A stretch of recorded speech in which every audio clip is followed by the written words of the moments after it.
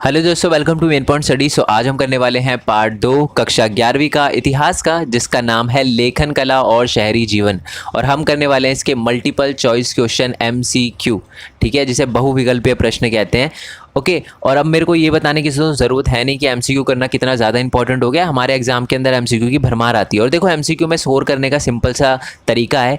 जो भी चैप्टर आ रहे हैं ना, उसके 50, 60 या 100 MCQ कर लो। हो ही नहीं सकता कि उस चैप्टर के अंदर से कोई क्वेश्चन आए और आप ना कर पाओ, ठीक है। एक छोटी सी कंडीशन है, अगर आपको फुल मार्क्स लाने हैं तो वो क्वेश्चन हर टाइप के होने चाहिए। मतलब नॉर्मल MCQ तो होने चाहिए, उसमें असर्शन और रीज़न भी होने चाहिए, जिसको हिंदी में अभिकथन और तर्क वाले प्रश्न बोलते हैं। उसमें केस स्टडी वाले क्वेश्चन भी होने चाहिए और पिक्चर बेस्ड क्वेश्चन भी होने चाहिए। इसलिए मैंने सारे के सारे इंक्लूड किए हैं। और खासकर हिंदी मीडियम वाले बच्चों के लिए तो MCQ एक बहुत खतरनाक चीज़ है, क्योंकि उनको MCQ मिलते ही नहीं, ठीक है ना, यूट्यूब पे मिलते, ठीक है। और ऊपर से CBSE तक सैम्पल पेपर, जो सैम्पल क्वेश्चन पेपर अपलोड करता है वो इंग्लिश में ही करता है। ओके, या वेबसाइट वगैरह पे भी अगर 10-15 MCQ मिल जाते तो मिल जाते हैं, बट उससे ज़्यादा नहीं मिलते। बट मैं बता दूँ, यहाँ पर मैंने इतने MCQ करवाए हैं कि इस चैप्टर के अंदर से कोई MCQ अब छोड़ के आ ही नहीं सकते, ठीक है। और मैं पिक्चर बेस्ड क्वेश्चन भी इंक्लूड किया है मैंने, मैं दिखा देता हूँ।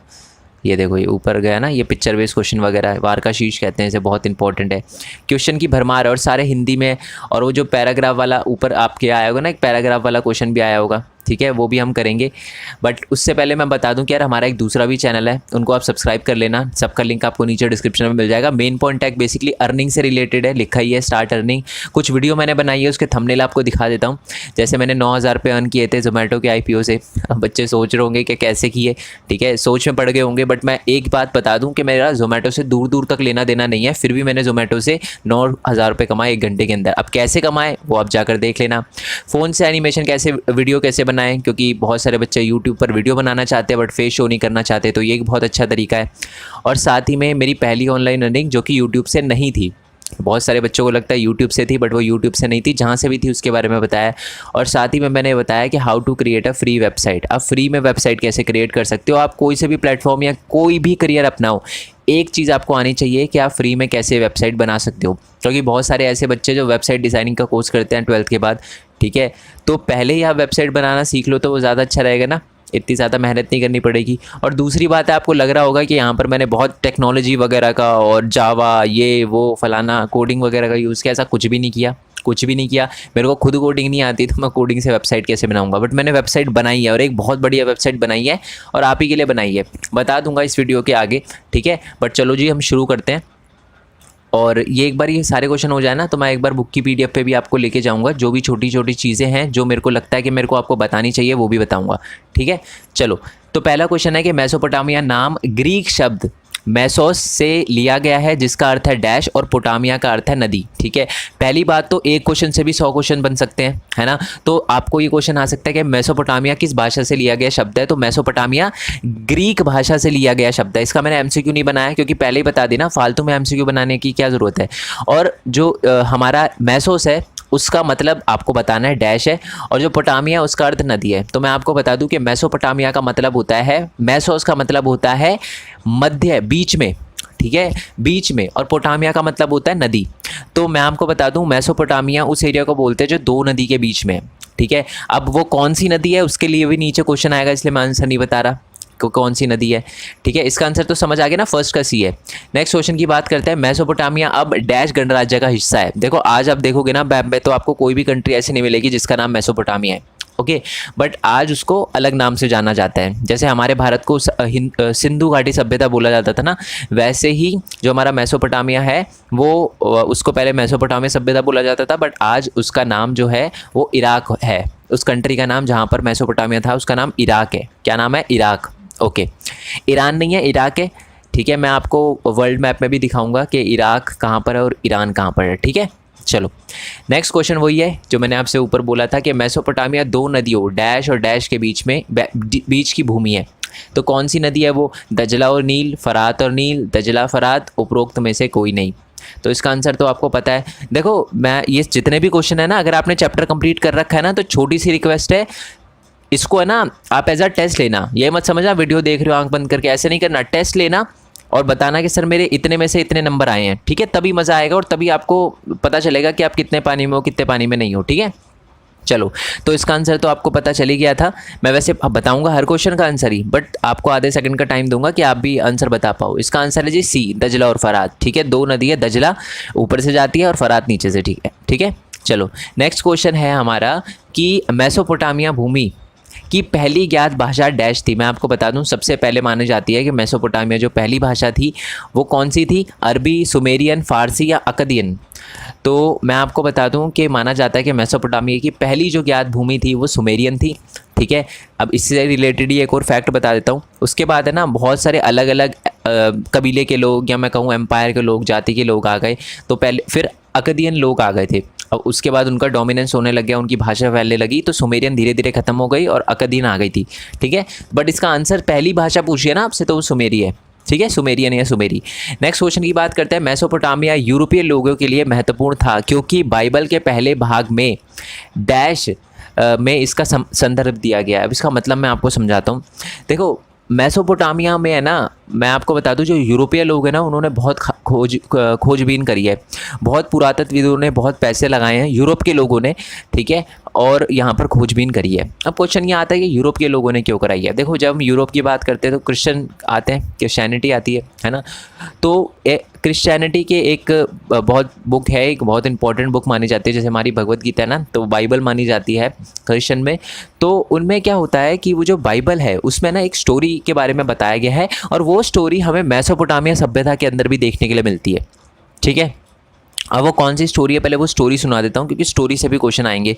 देखो, एक है ना, जब पूरी दुनिया तबाह होने वाली थी ना, तो हमारे जो जीसस क्राइस्ट थे उन्होंने एक बंदे को भेजा, मतलब पूरी दुनिया बाढ़ से तबाह होने वाली थी ये कहा जाता है।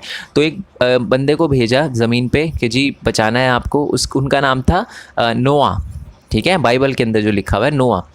तो उन्होंने क्या किया कि एक बहुत बड़ी सी नाव बनाई। नाव बना के अब उन्होंने जब बनाई ना नाव, तो हर जाति के एक एक पेयर को रख लिया, एक मेल को फीमेल को, जैसे आदमी औरत को रख लिया। ठीक है, एक पक्षी की हर जितनी भी प्रजाति है ना उन सबका एक पेयर रख लिया, एक मेल का एक फीमेल का, ताकि पॉपुलेशन बढ़ सके। और जब बाढ़ खत्म हो गई तो फिर वो पॉपुलेशन ग्रो करी, और आज पॉपुलेशन बहुत ज़्यादा ग्रो कर रही है। तो ये स्टोरी मानी जाती है।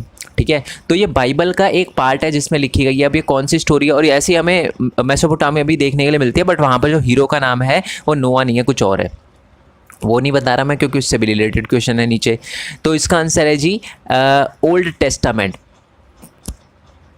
जो हमारे बाइबल है, बाइबल का एक पार्ट है ओल्ड टेस्टामेंट, उसके अंदर हमें ये स्टोरी देखने के लिए मिलती है। ओके, इसलिए जो यूरोपियन है वो बहुत ज़्यादा इंटरेस्टेड है। ज़रूरी नहीं है स्टोरी सही हो या गलत हो, बात ये नहीं है। बात यह है कि इसी से लगा उन्हें कि हाँ कुछ ना कुछ तो सच्चाई होनी चाहिए, इसलिए। नेक्स्ट क्वेश्चन है क्वेश्चन नंबर 6। मेसोपोटामिया में पुरातत्व डैश में शुरू हुआ, यानी जो खोजबीन है, जो एक्सकवेशन का काम है जिसको इंग्लिश में बोलते हैं, वो कब स्टार्ट हुआ? वो हुआ जी 1840 में। ठीक है, 1840 में स्टार्ट हुआ। और मैं आपको बता दूं मेसोपोटामिया में ना 20-30 सालों तक ये एक्सकवेशन चलता रहा, ये खोजबीन चलती रही। भारत में ऐसा कभी नहीं हुआ। भारत में ज़्यादा से ज़्यादा 5 साल, 6 साल, 7 साल, 8 साल, 10 साल ऐसे चलता है एक्सकवेशन। बट मेसोपोटामिया में हमारे से ज़्यादा, क्योंकि हमारे पे अभी मोहनजोदाड़ो की है, आपको पता है ना, इंडस वैली सिविलाइजेशन है। आपको नहीं पता मोहनजोदाड़ो तो मैं बताऊँगा। जैसे जैसे चलो, अंग्रेज़ के आने से पहले लोग समझते थे कि हम पत्ते पहन के घूमते थे, है ना, हमारे पास कुछ भी नहीं था, हमारा कुछ कल्चर नहीं था। ऐसा नहीं है। जब हमारे अंग्रेज पत्ते पहनते थे ना, तब हम मतलब बहुत सारी खोजबीन कर रहे थे, ईंटों के घर बना रहे थे हम। तो ये होता है सिविलाइजेशन। जो इंडस क्यों कहते हैं, इंडस एक रिवर है, सिंधु रिवर है। ठीक है, उसी के आसपास ये सभ्यता, हमारी भारत की सभ्यता थी, इसीलिए उसको इंडस वैली सिविलाइजेशन कहते हैं। ठीक है, नेक्स्ट क्वेश्चन पे आते हैं। नेक्स्ट क्वेश्चन है कि नोआ की कहानी मेसोपोटामिया परंपरा की कहानी से समान है, जहां मुख्य पात्र को डैश कहा जाता है। मैंने बोला था ना नोआ की कहानी है, मेसोपोटामिया में प्रचलित है, तो उनको क्या बोला जाता है? जियोसूद्र। सेकंड है हमारा उत्निपिष्टम, अवतार, या ए एंड बी दोनों। तो मैं आपको बता दूं, जो हमारी नोआ की कहानी है ना, उसमें जो हमारा मेसोपोटामिया के अंदर जो मुख्य हीरो है उनका नाम जियोसूद्र भी है और उत्निपिष्टम भी है, दोनों नाम से उनको बुलाया जाता है। तो इसका आंसर है डी, ए एंड बी दोनों। ठीक है, नेक्स्ट क्वेश्चन है क्वेश्चन नंबर 8 के मेसोपोटामिया के हथियार धातु, अब किस धातु के बने होते थे वो आपको बताना है। कांसे के, आयरन के, कॉपर के, या लोहे के? तो इसका आंसर है जी कांसे के। ठीक है, आधे सेकंड का टाइम इसलिए दिया कि आप बता पाओ कहाँ से के। अगर आपको लग रहा है ना मैं जल्दी बोल रहा हूँ तो वीडियो पॉज करके आंसर बताना, ठीक है। कहाँ से, अब ये कांसा होता क्या है उसी से रिलेटेड नीचे क्वेश्चन भी है कि कांसा डैश और टिन का मिश्रित धातु है। इसका मतलब क्या है, कांसा जो है वो ऐसे नहीं है कि हमें मिल जाता है, कांसे को बनाया जाता है टिन और एक दूसरे धातु को मिलाकर। अब वो किस धातु को मिलाकर है, लोहा, कॉपर, लीड या लेड बोलते हैं जिससे, यहाँ इनमें से कोई नहीं, ठीक है। तो मैं बता दूं इसका आंसर है जी कॉपर। जब हम कॉपर और टिन को मिला देते हैं ना तब बनता है हमारा कांसा, ठीक है। चलो ये भी हमें क्लियर हो गया। नेक्स्ट क्वेश्चन की बात करते हैं कि मेसोपोटामिया में सबसे पुराने शहर कांस्य युग के हैं, ठीक है। माना जाता है कि जब हमने कांसों का यूज़ करना शुरू किया था ना, जिस युग में हमने कांसों का यूज़ करना शुरू किया था उसी टाइम में वहाँ पर सबसे पहले शहर भी बसना स्टार्ट हुए थे। ये कब की बात है, यह है 3000 ईसा पूर्व की बात, यानी कांसा युग 3000 ईसा पूर्व था। अब है ना एक बहुत इंपॉर्टेंट चीज़ है जो आप समझ लो, ठीक है, क्योंकि पूरी ज़िंदगी अगर आपके पास हिस्ट्री रहने वाली है ना तो ये पूरी ज़िंदगी आपको कंफ्यूज करेगा अगर मैंने आज नहीं बताया तो आपको। देखो कभी कभी हम सोचते हैं कि सर ये ईसा पूर्व और ईसवी का डिफरेंस क्या होता है ना।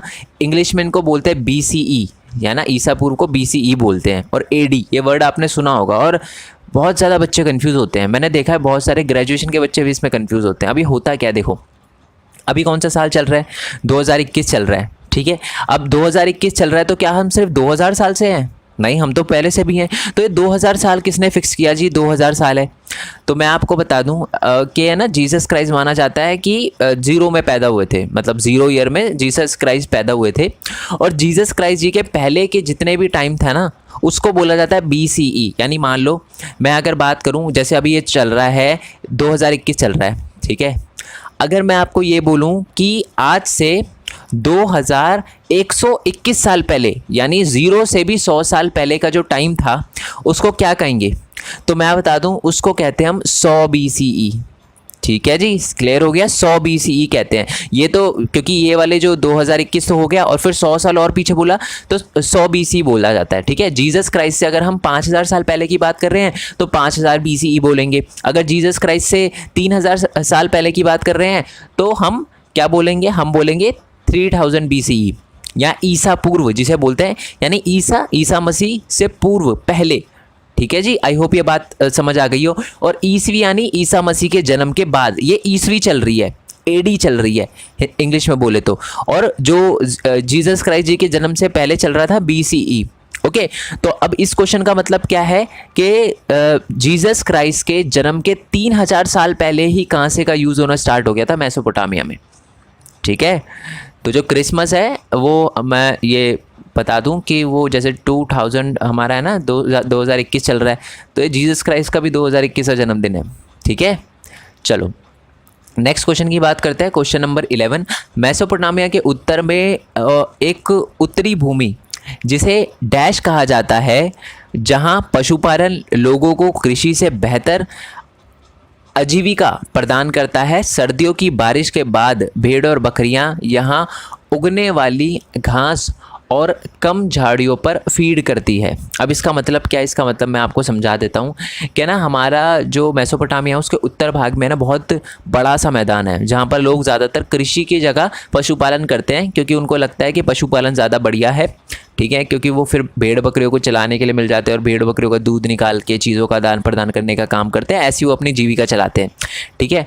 और सर्दियों में जब बारिश आ जाती है, बारिश हट जाती है, तो वो जो बड़ा सा एरिया था ना जिसका नाम आपको बताना है, उस क्षेत्र में वो अपने भेड़ बकरियों को चराने ले जाते हैं। तो जो बड़ा सा क्षेत्र है जो थोड़ा बंजर सा होता है बट बारिश के टाइम में थोड़ी हरियाली आ जाती है उस पर, तो उस क्षेत्र को क्या कहते हैं, क्रिस्प, स्टेपी जलभूमि या लीड लैंड, ठीक है, लीड लैंड जैसे बोलते हैं। तो इसका आंसर क्या है, इसका आंसर है जी स्टेपी। स्टेपी के मैदान, स्टेपी के क्षेत्र में को ही कहते हैं जो बड़ा सा क्षेत्र होता है जहाँ पर लोग अपने उसको पशु को चराने के लिए ले जाते हैं, ठीक है जी। क्लियर हो गया हमारे मेसोपोटामिया के उत्तर भाग में, ओके। नेक्स्ट क्वेश्चन है कि डैश का विभाजन शहरी जीवन का प्रतीक है। डैश का विभाजन, किसका विभाजन, घर का विभाजन, श्रम का विभाजन, जीवन का यापन, जीवन का विभाजन या समय का विभाजन। तो मैं आपको बता दूं कि ना जो हमारा श्रम है, श्रम का मतलब देखो मैं बताता हूँ, गांव में है ना खासियत होती है, गांव और शहर में क्या डिफरेंस होता है। गांव में हर बंदा ना अपने काम सारे खुद ही करता है, खेती भी खुद करेगा, ठीक है, अपने कपड़े भी खुद सिलने के काम करेगा फैमिली के अंदर ही वगैरह, जूते भी खुद कर लेते हैं, ठीक है, मटके वगैरह के भी ज़्यादातर होते हैं। तो बस ज़्यादातर काम है ना सारे एक ही फार्मर जो है, एक ही बंदा जो गांव में ना अपने जितने ज़्यादा हो सके वो काम करने की कोशिश करता है। शहरों की क्या खासियत होती है कि यहाँ पर एक आप कह सकते हो स्पेशलाइज्ड है सारे के सारे। मेरे कहने का मतलब है अगर आपको लोहे का काम करवाना है शहर में कोई, तो आप लोहार के पास जाओगे, सोने का काम कराना है तो सुनार के पास जाओगे, है ना। तो मतलब यहाँ पर काम डिस्ट्रीब्यूटेड है, यहाँ पर श्रम विभाजित है। तो शहरी जीवन का एक मेन प्रतीक है दैट इज श्रम का विभाजन, ठीक है जी। तो इसका आंसर है बी। क्वेश्चन नंबर 13 की बात करते हैं, ये आगे जी पिक्चर बेस्ड क्वेश्चन। तो ये जो हेड है हमारा, बेसिकली ये जो हेड है वो हेड किसका है पहले तो आपको ये बताना है, ठीक है। तो इसको किस नाम से जाना जाता है इस हेड को, ठीक है। तो मैं आपको बता दूं कि इस हेड को बोला जाता है रेड लेडी शीर्ष, वारका शीर्ष, लारका शीर्ष या स्त्री साड़ी। तो इसमें से किस नाम से जाना जाता है, आई होप ये पता हो, बहुत इंपॉर्टेंट क्वेश्चन है। इसको बोला जाता है वारका शीर्ष। क्या बोला जाता है जी, वारका शीर्ष बोला जाता है, ठीक है। 3000 ईसा पूर्व से पहले, क्या मतलब ईसा मसीह के जन्म से 3000 साल पहले डैश में इस महिला के सिर को सफ़ेद संगमरमर से तराशा गया। यानी एक जगह थी मेसोपोटामिया के अंदर, वहाँ पर ये माना जाता है कि 3000 साल पहले एक जगह थी मेसोपोटामिया के अंदर, उसका नाम आपको बताना है, जहाँ पर इस लेडी की ये बनाई गई थी, सफ़ेद संगमरमर पे तराशा गया था इन्हें। तो वो जगह का नाम क्या है, मालिक, उरुक, स्टेपी या इनमें से कोई नहीं। तो इसका आंसर है जी उरुक, ठीक है। बेसिकली हमें उरुक जो हमारा एक क्षेत्र है मेसोपोटामिया के अंदर, वहाँ पर माना जाता है कि ये जो पिक्चर है ये बनाई गई थी 3000 ईसा पूर्व, 3000 साल पहले, ओके, ईसा मसीह के जन्म से 3000 साल पहले, यानी आज से 5021 साल पहले, है ना। 2021 तो ये हो गया और फिर 3000 साल पहले, समझ आ गया। चलो नेक्स्ट क्वेश्चन है कि आँखों और ये जो होते हैं ना भौरे, मतलब बाहों, एक तरह से आईब्रो वगैरह कह सकते हो आप, ने शायद कर्मश डैश नीला और खोल जो है वो सफ़ेद और बिट्यूमेन यानी काला इनसे लिया होगा। मतलब इसका मतलब मैं समझा देता हूँ। इसका मतलब है कि पूरा वाइट संगमरमर से तो बनाया गया है इसको, बट बहुत सारी चीज़ें जो हैं उनकी आंखें जो हो गई और ये भौहें हो गई, है ना, आईब्रो जैसे कहते हैं, ये सारी की सारी अलग अलग पत्थर से बनाई गई है, ठीक है। तो जो वाइट कलर का है वो तो संगमरमर हो गया, काला कलर का बिट्यूमेन डांबर हो गया, ये जो नीला कलर का उसको क्या कहते हैं, ब्लैक रूबल, लापिस लजूली जिसको हिंदी में लाजवर्द भी बोलते हैं, ठीक है, और बैक्टिक या अपना सफ़ेद रूबल। तो मैं बता दूं सफ़ेद रूबल तो छोड़ दो, काला रूबल भी छोड़ दो, क्योंकि कलर तो उसका नीला है, तो नीला तो होगा ना। तो इसका आंसर है वैसे लैपिस लजूली, लाजवर्द नीला, ठीक है। तो इस एलिमेंट से या इस मैटर से बनाया गया था इनका जो आँखें थी और ये सारा का सारा, ठीक है। चलो नेक्स्ट क्वेश्चन की बात करते हैं कि मेसोपोटामिया में परिवहन का सस्ता तरीका। मैं ना बहुत सारी चीज़ें आपको एक्सप्लेन भी करते जा रहा हूँ, क्योंकि अगर आपने चैप्टर की वीडियो नहीं देखी है वो भी मैंने अपलोड कर दी होगी, लिंक नीचे डिस्क्रिप्शन में दे दूँगा उसका भी। अगर वो मैंने अपलोड नहीं करी है, मतलब अगर वो आपने नहीं देखी तो, और आपके एग्ज़ाम में मान लो टाइम भी नहीं है, 1-2 दिन ही है, तो यही वीडियो देखकर आप जाओगे तो कोई दिक्कत नहीं आएगी, इसलिए मैं थोड़ा एक्सप्लेन भी कर रहा हूँ, ठीक है। चलो मेसोपोटामिया में परिवहन का सबसे सस्ता तरीका, तो मैं आपको बता दूं बात ये थी कि मेसोपोटामिया में ना खेती होती थी सही, बट यहाँ पर खनिज पदार्थ नहीं थे, मेटल वगैरह जो कांसे वगैरह ना वो नहीं थे, ना टिन था अपना, ना कॉपर था। पड़ोस के देशों में टर्की हो गया अपना, ईरान हो गया, लेबनान हो गया, यहाँ पर है ना धातु तो अच्छे थे बट यहाँ पर कृषि नहीं हुआ करती थी। तो हमने मेसोपोटामिया के लोगों ने लेन देन करना शुरू किया। पहले वो बैलगाड़ी से और जानवरों वगैरह से करते थे कि चलो जानवरों पे लाद दो ले जाओ, बट ये महंगा भी था क्योंकि जानवरों को चराना पड़ता था, टाइम भी बहुत लगता था। तो एक दूसरा तरीका अपनाया गया जो कि सस्ता था और बहुत ही बढ़िया था, ठीक है, वो था पानी का, क्योंकि दजला और फरात जाती थी, तो साउथ में हमारी फरात वगैरह, दजला ऊपर का देख लेती थी। तो नदियों से क्या किया जाता था, तो एक जगह से दूसरी जगह सामानों को भेजा जाता था, परिवहन का मुख्य साधन माना जाता था। नेक्स्ट क्वेश्चन है मेसोपोटामिया में डैश नदी विश्व मार्ग के लिए महत्वपूर्ण है। सबसे इंपॉर्टेंट नदी कौन सी मानी जाती है मेसोपोटामिया के अंदर, तो वो मानी जाती है जी अपनी फरात, ठीक है। देखो मैं आपको बता दूं जब भी इंपॉर्टेंट रिवर की बात आई या दक्षिण रिवर की बात आई तो समझ जाना इसका आंसर फरात ही होगा, ठीक है। क्योंकि हमारी जो टिग्रिस रिवर है जिसको हिंदी में हम बोलते हैं दजला, वो जो रिवर है वो ज़्यादा इम्पॉर्टेंट नहीं मानी जाती as compare to Furat. Furat को ज़्यादा इंपॉर्टेंट माना जाता है। ठीक है, चलो क्वेश्चन नंबर 18 की बात करते हैं। क्वेश्चन नंबर 18 हमारा, पहली मेसोपोटामिया की पट्टिका डैश BCE के आसपास लिखी गई। तो माना जाता है, अब मैं पट्टिका का क्या मतलब है, देखो पहले ना कोई भाषा नहीं हुआ करती थी, तो उसके बाद है ना कुछ लिखना स्टार्ट किया, क्योंकि मैंने बताया शहरीकरण हो रहा था धीरे धीरे हमारे मेसोपोटामिया के दक्षिणी भाग में। तो जब शहरीकरण हो रहा था ना, तो उन्होंने क्या किया कि अब डेटा वगैरह भी लिखना इंपॉर्टेंट हो गया, क्योंकि कभी कभार लेन देन उधार में हो जाता था, ये सारी की सारी चीज़ें, कॉन्ट्रैक्ट वगैरह जैसे होते, उसे पट्टिकाओं पे लिखा जाता। पट्टिका होती क्या थी, बेसिकली चिकनी मिट्टी को एक स्क्वायर, एक रेक्टेंगल शेप में दिखा दूंगा मैं बुक में, मैंने जैसे बोला, एक बार ख़त्म होने के बाद MCQ बुक दिखाऊंगा आपको। उस पर उसको पहले चिकनी मिट्टी घिसी जाती थी, फिर उस पर लिखा जाता था, फिर उसको सुखाया जाता था। ठीक है, तो वो हमारी पट्टिकाएँ कहलाती थी।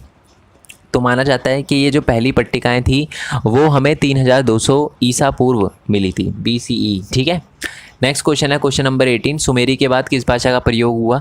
ये तो ऊपर हमने देख लिया था, सबसे पहला या दूसरा क्वेश्चन ये था, अकदियन, अंग्रेजी, फारसी, अरबी।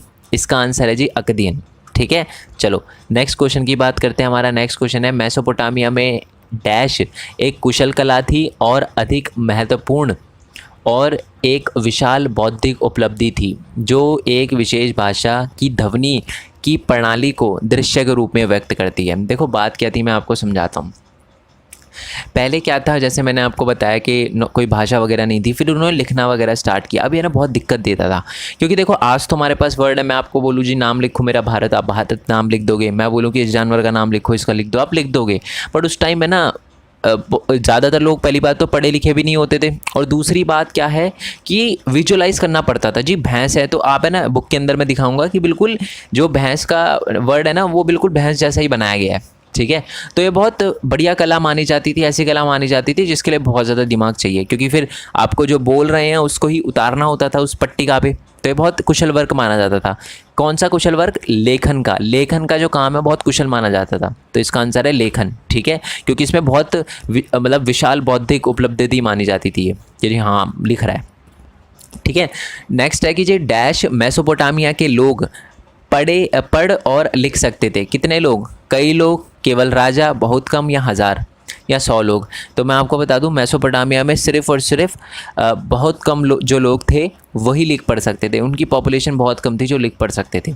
ठीक है, नेक्स्ट है हमारा question number 22, Uruk dash Uruk की शुरुआती शासक थे। मतलब माना जाता है कि उरुक पे सबसे पहले जो शासक थे जिनका हमें पता चला है, मतलब और भी पुराने हो सकते हैं बट जिनका हमें सबसे पहले ज्ञात हुआ है, जिसके हमें एविडेंस मिले हैं, वो कौन थे, सिकंदर, उरुकियन, एनमरकर या चार्ल्स। तो इसका आंसर है एनमरकर।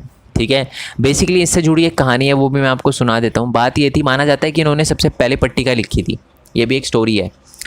क्या ना, ये अपना मंदिर सजाने के लिए बहुत अलग अलग टाइप के पत्थर चाहिए थे इनको, तो उन्होंने अपने राजदूत को बहुत दूर दूर भेजा। तो वो एक राजा के पास पहुंचा, वो बहुत पहाड़ वहाड़ पार करके अपने एक राजा के पास गया, उसने उनको बोला जी पत्थर दे दो। तो उसको समझ नहीं आया कि क्या बोल रहा है, क्या भाषा है ये इसकी। तो वो सोच रहा, राजा के दूत ने सोचा कि यार ये तो मना कर रहा है साफ साफ, जबकि बात ये थी कि उसको समझ ही नहीं आ रहा था सामने वाले को, राजा को। वो वापस आ गया, राजा को आके बोलता है कि जी ये तो मना कर रहा है। एन मकर को आके बोलता है, हमारे एन मकर को, कि जी मना कर रहा है वो राजा। तो राजा कहता है दोबारा जाओ, कोई दिक्कत हो गई होगी, उसे बोलो कि मैंने मंगवाए हैं। ठीक है, जानते नहीं थे एक दूसरे को, बट होता है राजा राजा में। ठीक है, क्योंकि पता होता है कि जितनी इंपॉर्टेंट सभ्यता है, तो फिर जाता है दोबारा, फिर वो बात वही अटक जाती है, समझ नहीं आती, तो उसे लगता है मना कर दिया, वो फिर आता है। एन मकर थोड़ा गुस्से में आ जाता है और वो पट्टिका पे लिख के देता है। ठीक है, क्योंकि मैंने बोला था ना वर्ड को पिक्चर से कि जी ये चाहिए और अगर नहीं करा तो आक्रमण कर दूंगा, ऐसा वाला सिस्टम। तो उसको पट्टिका लिख के भेजता है। ठीक है, अब ये कहानी का आगे क्या होता है ये तो नहीं बता रखा आपकी बुक में, बट ये माना जाता है कि ऐसे ही सबसे पहले शुरुआत हुई थी पट्टिका लिखने की। तो एन मकर को सबसे पुरानी माना जाता है कि इसने लिखी थी पट्टिका पहली।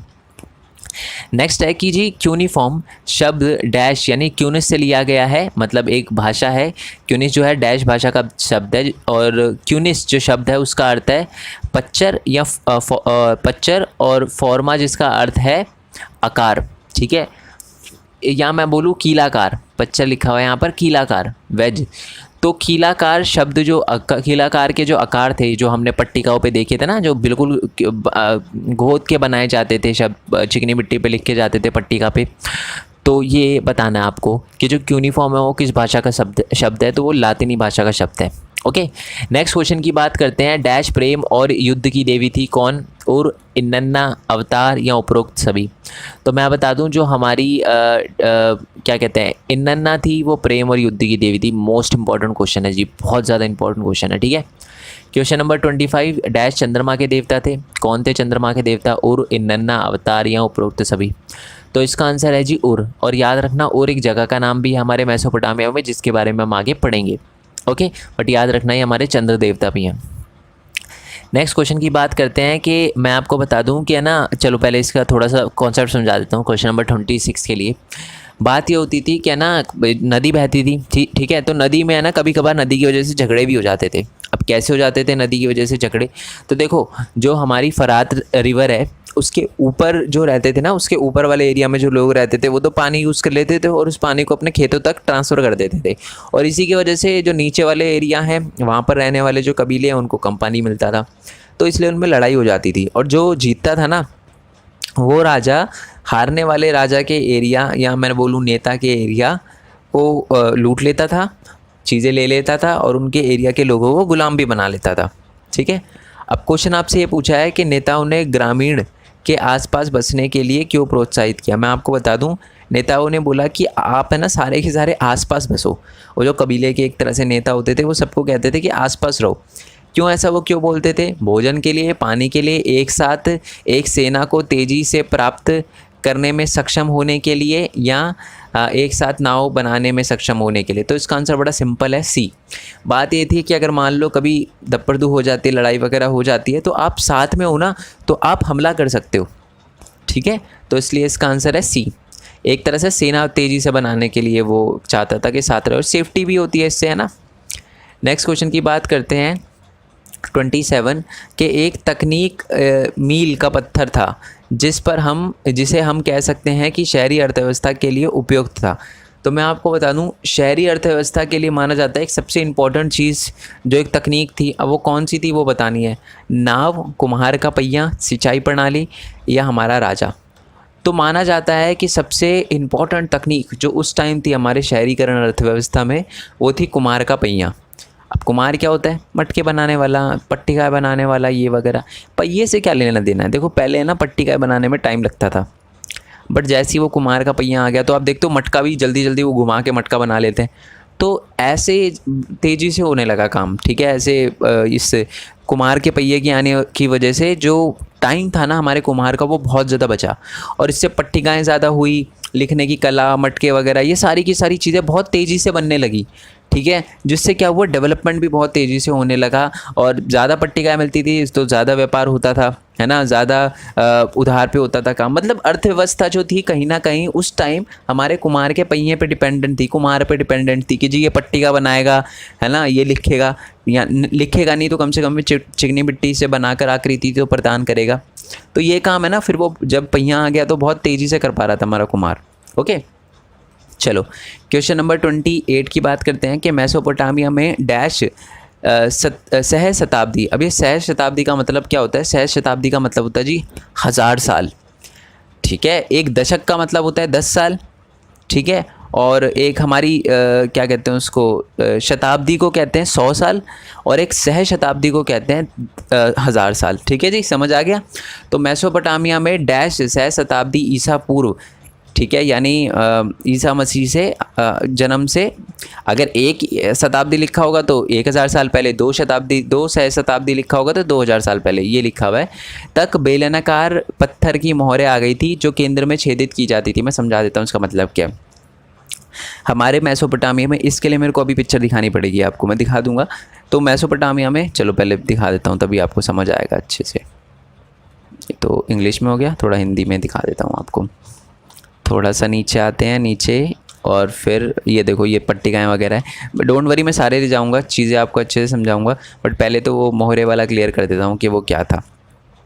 देखो, तो ये क्वेश्चन बोल रखा है क्या ना, एक टाइम था कि जब, अब वो कौन सी सह शताब्दी है वही बताना है आपको, कि जब है ना ऐसी मोहरें होती थी। अभी है ना ये बीच से खोखला है, तो इसमें लकड़ी डाली जाती थी या कोई भी स्टिक वगैरह डाली जाती थी, और उसको रोल कर दिया जाता था इस पे, पट्टी कहाँ पे, तो एक्चुअल में जो इस पे मोहरे पे पूरा घुमावदार ये गोल जो बिल्कुल आसपास बना हुआ है ना मोहरे के, वही है ये। मोहरे को डंडी से ऐसे घुमा दिया गया यहाँ पर, तो ये बन गया। इस मोहरे को इस पट्टी पे घुमा दिया गया, तो जो इस पे बना हुआ था वही बन गया। तो जो इस मोहरे पे, तो ऐसे करके। अब ये कब की बात है, ये बात है जी 1 सहस्राब्दी की। ये देखो लिखा होगा पहली सहस्राब्दी की। समझ आ गया? तो आई होप ये बात आपको क्लियर हो गई हो। तो इसका आंसर है जी पहली सहस्राब्दी, यानी ईसा मसीह के जन्म के 1000 साल पहले से ही ये मोहरे वाला सिस्टम आया था। उससे पहले पट्टिका नॉर्मल हुआ करती थी।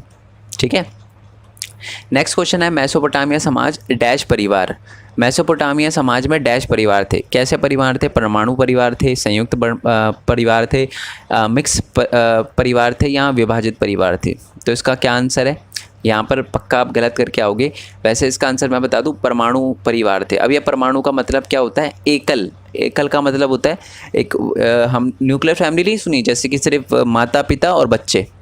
तो ये हुआ करते थे हमारे मेसोपोटामिया में, यानी पूरी जॉइंट फैमिली नहीं हुआ करती थी। ठीक है, और अगर जैसे कोई लड़का है उनका और उसकी शादी हो जाए तो वो भी माता पिता के साथ ही रहता था, बट वो भी एकल में आता था। ठीक है, चलो नेक्स्ट क्वेश्चन है कि उर एक ऐसा शहर था जिसके साधारण घरों में डैश, साधारण घरों को डैश में व्यवस्थित रूप से उत्खनन किया गया था। मतलब मैं आपको बता दूं, उर जो है, मैंने बताया था ना उर जगह का नाम भी है। तो उर पे जो एक्सकवेशन का काम है ना, खुदाई का काम है और घरों को देखने का काम है, ये कब शुरू हुआ, ये क्वेश्चन है आपका। ठीक है, तो अब बताओ क्या आंसर होना चाहिए हमारे क्वेश्चन नंबर 30 का। तो मैं आपको बता दूं, हमारे उर के शहर में जो माना जाता है कि सबसे पहले एक्सकवेशन का जो काम हुआ था वो 1930 में हुआ था। ऐसा पता है क्यों लिखा है? यानी ये फिक्स नहीं है, 1931 में भी हुआ था, 32, 33, 34, 35, 36 ऐसे के टाइम में हुआ था। तो यानी 1930s के टाइम में हमारे उर के अंदर ये सारा का सारा एक्सकवेशन का काम शुरू हुआ था, जहाँ पर साधारण घरों को देखा गया था और उसका उत्खनन किया गया था। ओके, चलो नेक्स्ट क्वेश्चन है, मैंने बोला था केस स्टडी वाला क्वेश्चन और पैराग्राफ वाला क्वेश्चन। अभी पैराग्राफ है क्या, मैं थोड़ा पहले समझा देता हूँ, क्योंकि एक एक लाइन पढ़ूंगा तो आपके लिए बहुत डिफिकल्ट हो जाएगा, है ना। बेसिकली बुक का ही टॉपिक है। मैं दिखा दूँ क्या कौन सा टॉपिक है बुक का? जस्ट अ सेकेंड, मैं दिखा देता हूँ। ये बुक का है जी हमारा ये वाला टॉपिक। देखो पहले लिखे ना 2000 ईसा पूर्व के बाद मारी की राजधानी, तो अब देखो यही दिखाता हूँ मैं आपको। ये देखो 2000 ईसा पूर्व मारी की राजधानी, तो ये बुक का ही टॉपिक है।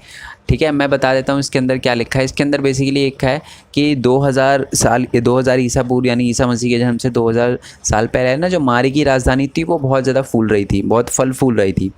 और उसके बाद जो हमारे कुछ लोग थे वहाँ पर फरात नदी थी दक्षिण के मैदान के अंदर, तो मारी भी दक्षिण के अंदर ही था।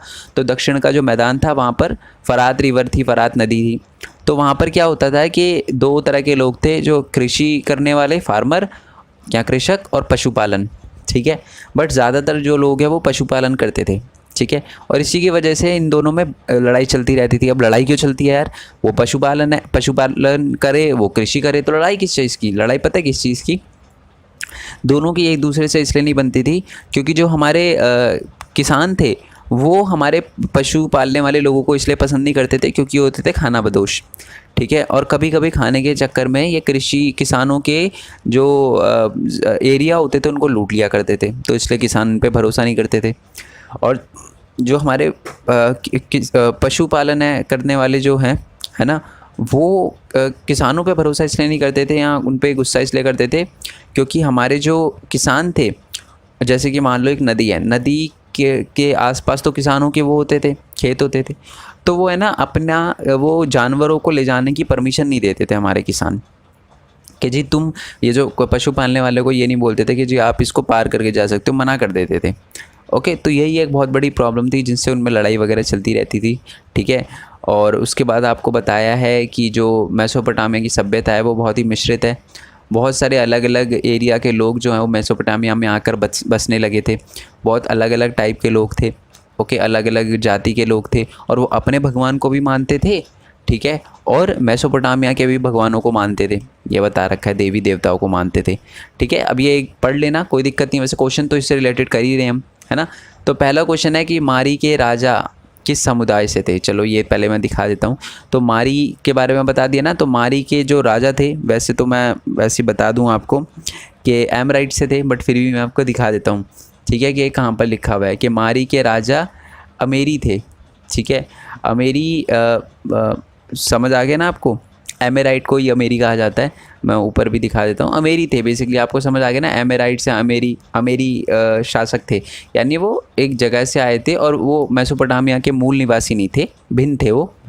उनके कपड़े भी मेसोपोटामिया के बाकी मूल लोगों से अलग हुआ करते थे और वो आए थे। ठीक है, और उसके बाद वहाँ पर राजा बने वो। ठीक है, तो समझ आ गया, मारी के राजा थे वो अमेरी थे। अमेरी को एमेराइट भी बोला जाता है, अमोराइट भी बोला जाता है। ठीक है, चलो नेक्स्ट क्वेश्चन है हमारा 32 कि स्टेपी के देवता कौन थे। तो मैं आपको बता दूं कि हमारे जो अलग अलग कबीले के लोग, जैसे मैंने बताया कि अपने भगवानों को भी मानते थे और दूसरे भगवानों को भी।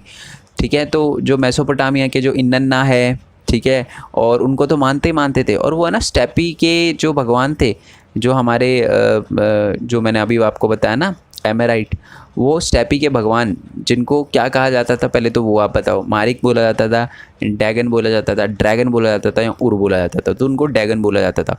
स्टेपी पता है ना, स्टेपी वो बहुत बड़ा क्षेत्र। ठीक है, क्योंकि वो खाना बदोश होते थे, ज़्यादातर कृषि वगैरह से पशुपालन करके अपना काम चलाते थे, तो इसलिए उस ज़मीन को वो अपना भगवान मानते थे।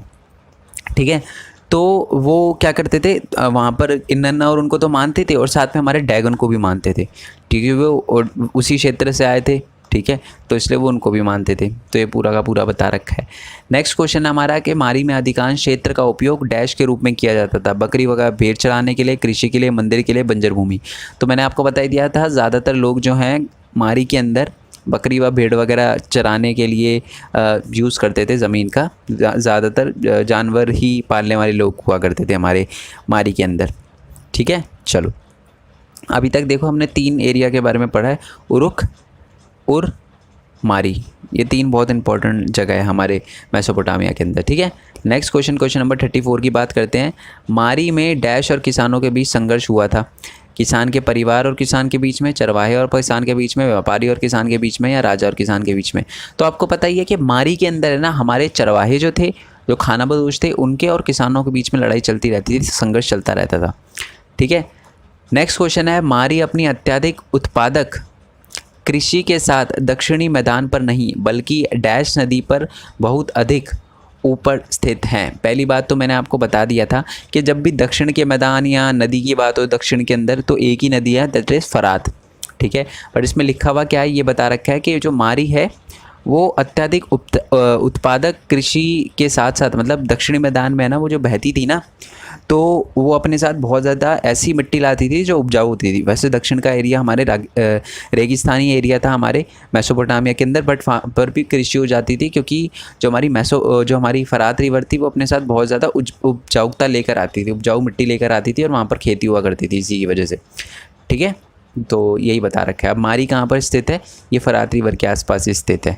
ओके, चलो, तो मतलब मैंने आपको बता दिया। देखो, रिवर के बारे में अगर पहले चैप्टर में से कोई क्वेश्चन आता है और आप कंफ्यूज होते हो, तो ज़्यादा चांसेस है कि फरात पे ही लगा हुआ। ठीक है, चलो नेक्स्ट क्वेश्चन पे आते हैं कि 2000 ईसा पूर्व में शहर डैश शहर मेसोपोटामिया की शाही राजधानी के रूप में विकसित हुआ। कौन सा शहर? मारी शहर। ये तो पहली लाइन ही है हमारे उसकी, मैंने आपको बताया था। नेक्स्ट है कि मारी का लोकप्रिय राजा कौन था। तो मारी का एक लोकप्रिय राजा होता था। ठीक है, और माना जाता है जो मारी का लोकप्रिय राजा था वो था हमारा जिम्रिलिम, और उसने अपना एक बहुत बड़ा पैलेस भी बनाया था। अब उस पैलेस से रिलेटेड ही क्वेश्चन है नीचे कि उस पैलेस के अंदर, उस महल के अंदर, पैलेस को महल कहते हैं, उस महल के अंदर कितने कमरे थे? 260 कमरे थे। दिखाऊंगा मैं अभी आपको। ओके, नेक्स्ट क्वेश्चन है हमारा कि 39 है कि तांबा, टिन, तेल और शराब, कई अन्य सामान जो नाव में डैश के साथ तुर्की, सीरिया और लेबनान के खनिज समृद्ध ऊपरी इलाके के बीच ले जाया जाता था। तो है ना, हमारे तांबा, टीन, शराब वगैरह ये लाया जाता था हमारे तुर्की वगैरह, सीरिया वगैरह से, और खाने की चीज़ें वहाँ पर भेजी जाती थी। किसके द्वारा भेजी जाती थी? टिग्रिस नदी के द्वारा। नाव से भेजा जाता था ना, तो नदी होगी। नील नदी के द्वारा, फरात के द्वारा, गंगा के द्वारा। तो मैंने आपको बताया था जब रिवर का नाम होना तो आप समझ जाओ, ज़्यादातर है ना टिग्रिस से ही होता था। ठीक है, ईरान से होता था बेसिकली, सॉरी फरात है इसका आंसर, फरात से होता था। मैंने आपको बताया था ना, फरात ही लिखना है ज़्यादातर पे आपको। और जो दजला थी हमारी, दजला जो नदी थी जिसको इंग्लिश में टिग्रिस बोलते हैं, वो ईरान से ट्रेड करने के लिए, व्यापार करने के लिए यूज़ करी जाती थी। ठीक है, चलो क्वेश्चन नंबर 40 समझा देता हूँ, थोड़ा बड़ा क्वेश्चन है। क्वेश्चन ये है कि मारी में जो मारी एक बहुत ही समृद्ध शहरी केंद्र था, ठीक है। वहाँ पर लकड़ी, पत्थर, दाख मधु, या बहुत सारी चीज़ें, मतलब मदिरा जिसे बोलते हैं, ठीक है, और भी बहुत सारी चीज़ें एक जगह से दूसरी जगह पर ले जाई जाती थी, ठीक है। तो अब वो क्या होता था, नाव से ले जाई जाती थी, तो कुछ अधिकारी निरीक्षण भी करते थे और कुछ चीज़ें उसमें से 1/10% एक का 10वां हिस्सा अपने पास भी रख लेते थे कि जी हमने चेकिंग करी है, हमारे एरिया से जा रहा है, तो इसका कुछ पार्ट वो खुद भी रख लेते थे, ठीक है। तो है ना, एक जो पट्टिका से हमें पता चला है कि तांबे का है ना एक बहुत आइलैंड जो था वो तांबे के लिए बहुत ज़्यादा मशहूर था। तो उसका नाम क्या था, वो साइप्रस पे था। साइप्रस एक टापू जैसा है, दिखाऊंगा मैं आपको, मैप में भी दिखाऊंगा। चलो पहले दिखा देता हूँ, ठीक है। तो ये पूरा हमारा ईरान है, इराक है, सॉरी, मेसोपोटामिया ही थी, ठीक है। ये हमारा ईरान है, नीचे की तरफ हमारा साउदी अरेबिया और ये जॉर्डन वगैरह दिख रहा है, और इस तरफ में हमारा नीचे की तरफ इजिप्ट है, ये ऊपर तुर्की वगैरह है, तुर्की से भी व्यापार किया जाता था जैसे मैंने बताया आपको। और ये देखो दिख रहा है साइप्रस, साइप्रस पे ही एक टापू था, ठीक है, और उस टापू का नाम था, वही टापू का नाम आपको बताना है, वैसे चलो मैं बता देता हूँ, अलेशिया था, ठीक है। ये देखो अलाशिया था, ओके। तो इसका आंसर है बी, ये टिन के लिए बहुत ज़्यादा मशहूर था, ओके। चलो नेक्स्ट क्वेश्चन की बात करते हैं कि गिलगिमेश कौन था। मारिक का राजा, मारी की नदी का नाम, हवा के भगवान, या एन मकर के बाद उरुक के शासक।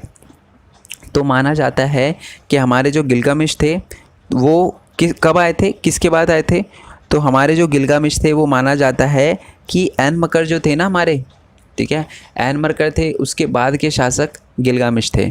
सबसे पहले तो माने जाते हैं पुराने उरुक के शासक, तो मैंने आपको बताया था ना कौन, एन मकर माने जाते हैं, और उसके बाद के शासक को गिलगामेश बोला जाता है, ठीक है।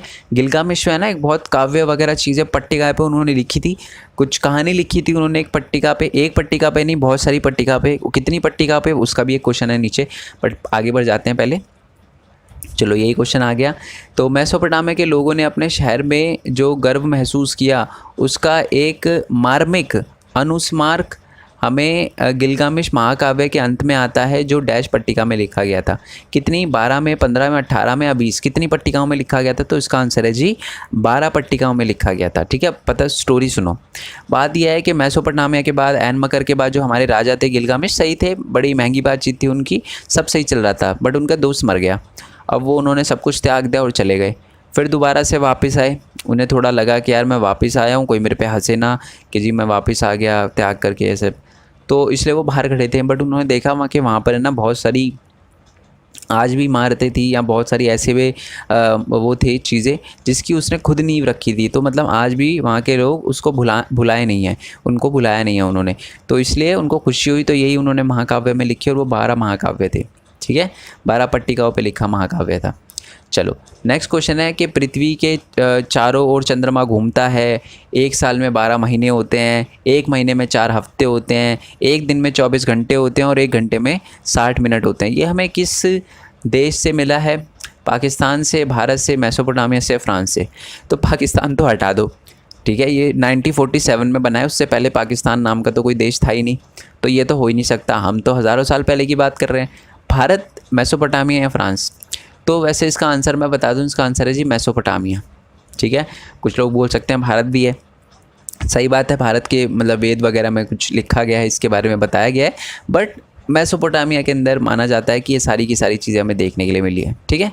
चलो नेक्स्ट क्वेश्चन पे आते हैं। नेक्स्ट क्वेश्चन है हमारा कि डैश 625 ईसा पूर्व में बेबीलोनिया को आइसीरियन वर्चस्व से मुक्त किया।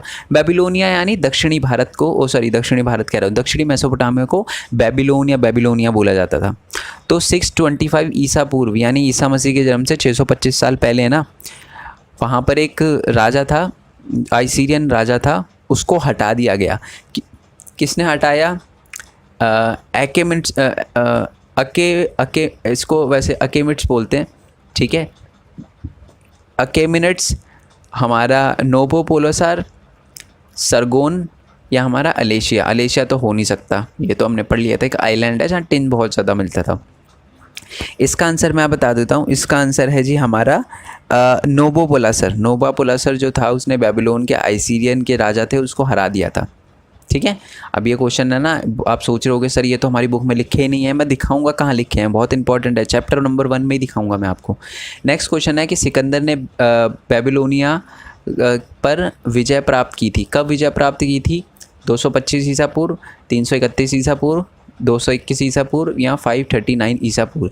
तो माना जाता है कि हमारे सिकंदर ने 331 ईसा पूर्व जो था हमारे बेबीलोनिया पर राज किया। अच्छा आप मेरे को ये बताओ 331 ईसा पूर्व पहले आता है या 625 ईसा पूर्व पहले आता है? देखो पहले, जैसे अगर हम टाइम के अकॉर्डिंग तो चले तो पहले ईसा मसीह के जन्म से 10,000 साल पहले, फिर आता 9,000 साल पहले, 8,000 साल पहले, 6,000 साल पहले, 5, 4, 3, 2, 1,000 साल पहले, 625 साल पहले। तो पहले 625 आता है, फिर 331 आता है। ठीक है, तो माना जाता है कि नोबोपोलासर को भी एक तरह से सिकंदर वगैरह ने भी हराया था, सिकंदर वगैरह हैं उससे पहले के जो राजा थे।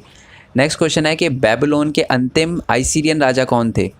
जो आइसीरियन राजा थे बेबीलोन के वो कौन थे हमारे? तो इसका आंसर है जी अशुरबनीपाल। ठीक है, जो हमारे अशुरबनीपाल थे वो आइसीरियन राजा थे बेबीलोनिया के। इनके बाद आइसीरियन राजा कोई नहीं था। अच्छा ये आइसीरियन ये है क्या? ये आइसीरियन ये कबीले का नाम है, अक्कदियन ये कबीले का नाम है, एक तरह से आप कह सकते हो। तो ये जो थे माना जाता है आइसीरियन जो थे, आइसीरियन हमारे जो राजा थे बेबीलोनिया के अंतिम वो अशुरबनीपाल थे। हिंदी नाम लग रहा होगा बट है नहीं। नेक्स्ट क्वेश्चन की बात करते हैं कि अशुरबनीपाल, वही जिसका हमने नाम देखा था अशुरबनीपाल, अशुरबनीपाल के शासनकाल में बेबीलोनिया की राजधानी क्या थी? अशुरबनीपाल ने, जो कि आइसीरियन राजा थे, उन्होंने अपने टाइम में किसको राजधानी बनाया था? अपने बेबीलोनिया की, यानी दक्षिणी मेसोपोटामिया की।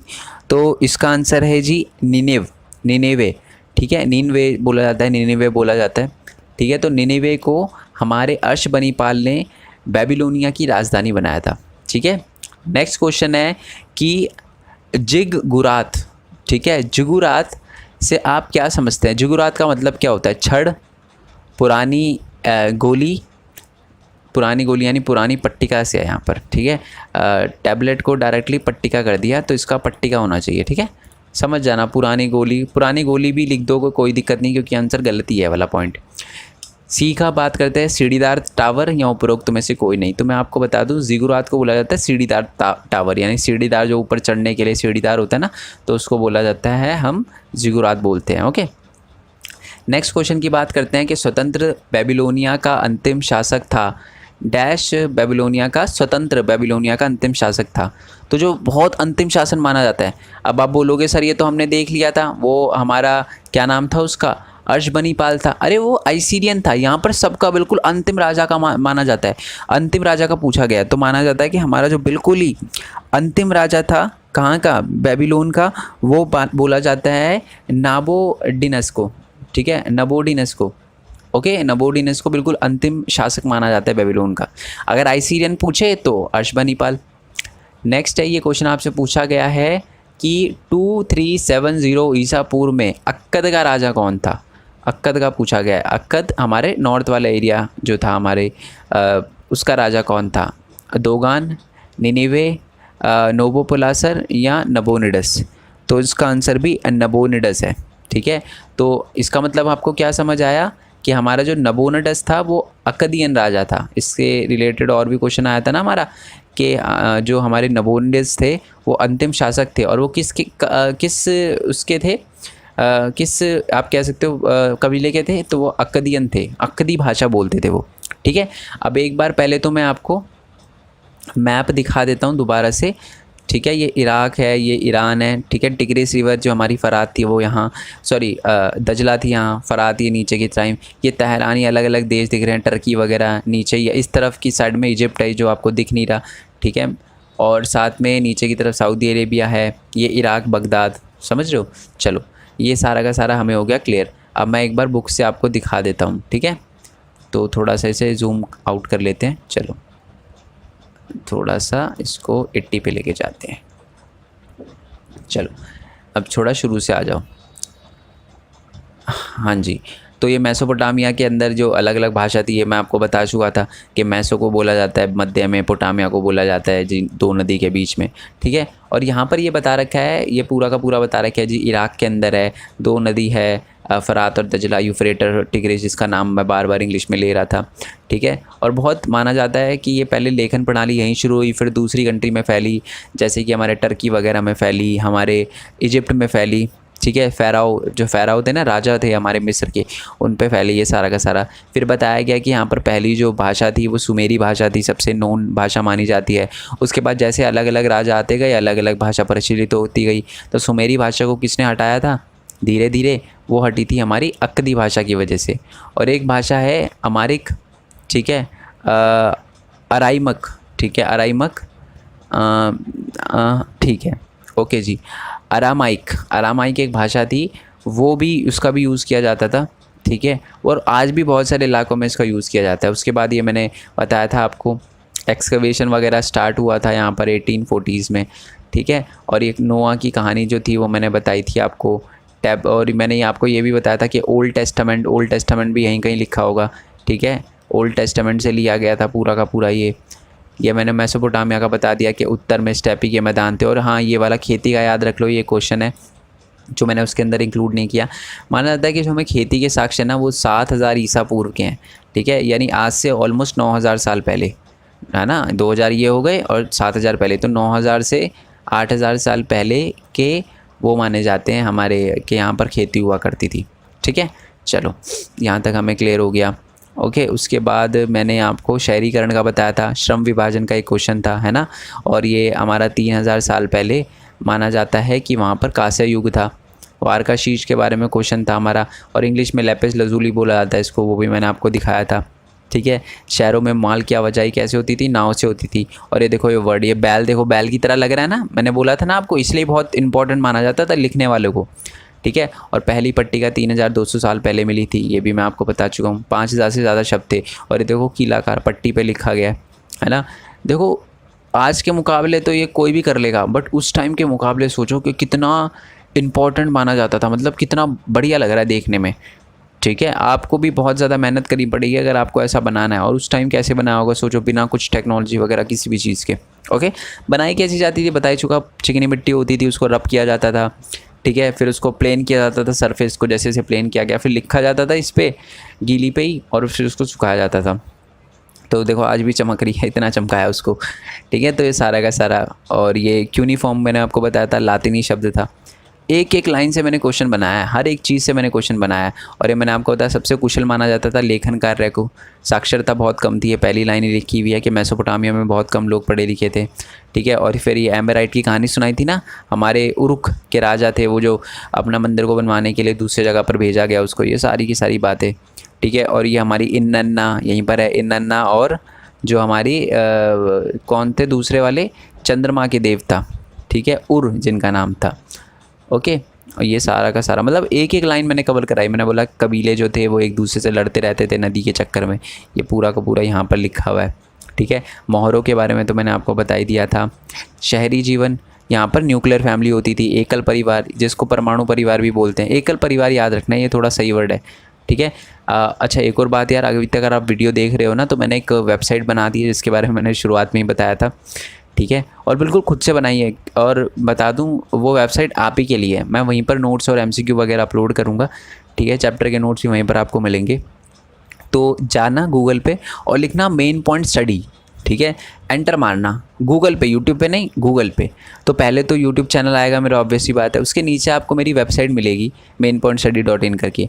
वहाँ पर आपको सारे MCQ वगैरह मिल जाएंगे, देख के डाउनलोड करना, जैसे करना वैसे करना, टेस्ट देना, ठीक है। चलो, और अभी मैंने बता ही दिया है आपको, तो उसको एज अ टेस्ट लेना, ठीक है। और देखो, ऐसा नहीं है कि आप अगर वो सिर्फ MCQ कर लोगे तो निपट जाओगे, ऐसा नहीं होगा। देखो, आपने सोचा होगा यार, अगर मैं भी ये क्वेश्चन समझा रहा हूँ तो मेरे को समझाने की क्या ज़रूरत है, डायरेक्टली PDF दे सकता था आपको। मैं इसलिए समझा रहा हूँ क्योंकि आपको समझना ज़्यादा इंपॉर्टेंट है। क्वेश्चन थोड़ा सा चेंज आ सकता है, ठीक है, फिर आप कन्फ्यूज आओगे। तो इसलिए ना, वीडियो फॉर्मेट में चीज़ों को देखना बहुत इंपॉर्टेंट है, ओके। चलो जी, उसके बाद नीचे आते हैं। थोड़ा सा उसके बारे में, वही 2000 साल वो पूरा पैराग्राफ था, ये तो मैंने कॉपी करके डाला था, है ना, पैराग्राफ वाला क्वेश्चन। ये ज़िम्रिलिम के बारे में बता रखा है, 260 मकान थे इसके, है ना। ये भी हमारे राजा माने जाते हैं, मारी के बहुत इंपॉर्टेंट राजा हैं। ओके, ये अलेशिया के बारे में मैंने आपको बताया था ना, टापू था हमारे किसके अंदर, साइप्रस के अंदर, ठीक है। ओके, ये सारा का सारा मेसोपोटामिया शहरी संस्कृति, और ये लेखन प्रणाली की देन, 12 महीने होते हैं एक साल में, 1 दिन में 24 घंटे होते हैं, 4 हफ्ते होते हैं एक महीने में, ये भी हमने मेसोपोटामिया से लिया। और वो जो मैंने वो राजाओं वाले क्वेश्चन थे ना, राजाओं वाले यानी ये अशुरबनीपाल वाले क्वेश्चन, अलेक्जेंडर वाले क्वेश्चन, ठीक है, नोबोपोलासर वाले क्वेश्चन, वो इन दोनों के दोनों पैराग्राफ से लिए गए हैं, इन दोनों बॉक्सेस से लिए गए हैं। तो ये करना आप बिल्कुल मत भूलना, ठीक है। ओके, अब एक और बात बता दूं यार कि हमारा एक टेलीग्राम चैनल भी है, ठीक है। Main point study 11th arts का स्क्रीनशॉट दिख रहा होगा आपको स्क्रीन पे, उसको आप ज्वाइन कर लेना, क्योंकि एमसीक्यू वगैरह वहीं पर मैं पूछता हूँ, बातचीत भी होती रहती है, आपको कुछ पूछना है वहाँ पर पूछ सकते हो आप मेरे से। ओके, और साथ ही में मैं आपको बता दूं कि हमारे मेन पॉइंट टेक का तो मैं बता चुका हूँ, उसके अलावा भी हमारे अलग अलग चैनल हैं, जैसे कि मेन पॉइंट गेमिंग हो गया, ठीक है, मेन पॉइंट स्टडी हो गया, यूनिक वर्ल्ड हो गया, और मेरा व्लॉगिंग चैनल है। सबका लिंक आपको नीचे डिस्क्रिप्शन में मिल जाएगा। जिस तरीके से आपने मेन पॉइंट स्टडी को सपोर्ट किया ना, ठीक है, मैं सच बता रहा हूँ, मैंने कभी सोचा नहीं था कि मेरे सब्सक्राइबर बढ़ेंगे, ठीक है। मेरे को लगा था 1-2 हज़ार सब्सक्राइबर हो जाएंगे और मैं निपट जाऊँगा, ठीक है। जितना पढ़ाना था मैं 1-2 हज़ार सब्सक्राइबर में ही पढ़ा पाऊँगा, इससे ज़्यादा कभी बढ़ ही नहीं पाऊँगा। बट आज इतने सब्सक्राइबर हैं कि इतने बच्चे कॉल करके बोलते हैं कि सर बहुत अच्छा गया हमारा टेस्ट, सारे क्वेश्चन वही आए। तो एक है ना, एक दिल से खुशी मिलती है कि यार मेरे एफर्ट की वजह से किसी को, ये सच बता रहा हूँ, मेरा जो चैनल सब्सक्राइब ही 13,000 पे हुआ, चैनल मोनेटाइज ही 13,000 सब्सक्राइबर पे हुआ था। बहुत लोगों को ये बात नहीं पता, लोग तो 1,000 सब्सक्राइबर नहीं कर पाते, मैंने 13,000 सब्सक्राइबर किए थे और फिर भी मेरा चैनल मोनेटाइज नहीं था, क्योंकि मैंने वो पैसे कमाने के लिए बनाया नहीं था। मैंने सिर्फ़ और सिर्फ इसलिए बनाया था ताकि जो बच्चे हैं वो थोड़ा सा पढ़ सके, उनको कोई दिक्कत ना आए, खासकर हिंदी मीडियम वाले बच्चों के साथ, ठीक है। तो ऐसे ही सपोर्ट करते रहना यार, मैं ट्राई करूँगा आपके लिए ऐसा ही कंटेंट हमेशा लाता रहूँ, ठीक है। सो दूसरे चैनल का लिंक आप सबको नीचे डिस्क्रिप्शन में दे रखा है, इंस्टाग्राम फेसबुक वगैरह पे आप फॉलो करना चाहो तो कर सकते हो, सबका लिंक आपको नीचे डिस्क्रिप्शन में दे रखा है। बाकी नेक्स्ट वीडियो के लिए स्टे ट्यून, तब तक के लिए थैंक यू सो मच। जय हिंद, जय भारत, वंदे मातरम। Thanks for your support, bye bye.